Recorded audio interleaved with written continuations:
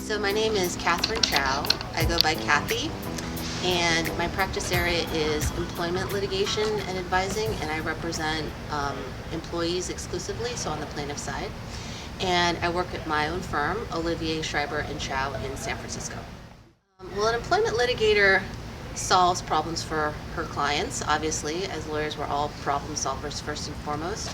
But especially, I guess, the way we view it on the plaintiff side is that we are in pursuit of justice for our clients who, we believe have been wronged in connection with their work, whether it be discrimination or they haven't been paid what they're owed, or they've been harassed on the basis of certain protected characteristics like sex.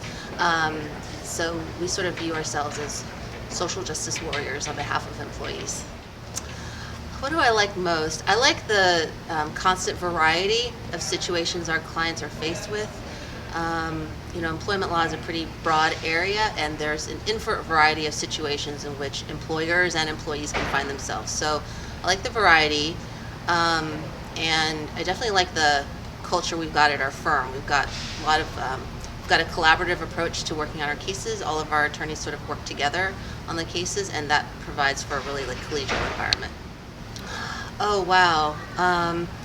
I think it's the sheer volume of law that one has to learn. So I came to employment litigation after, for a few years, working in complex commercial defense and business litigation. So I moved away from one practice area into a totally different one.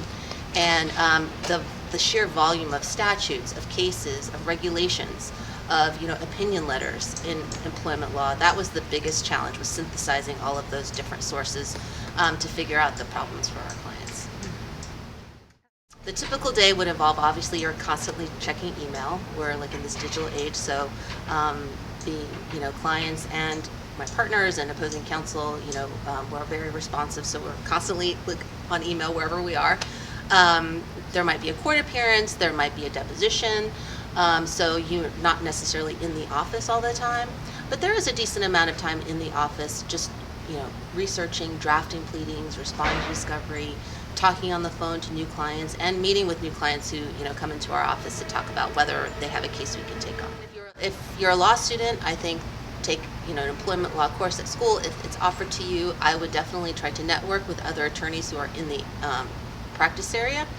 And I would just try to get a job in employment law, I guess, for law students. For practitioners who may be new to employment law or they're switching from another area to employment law like I did, I would recommend, obviously, looking up the major treatises on employment law.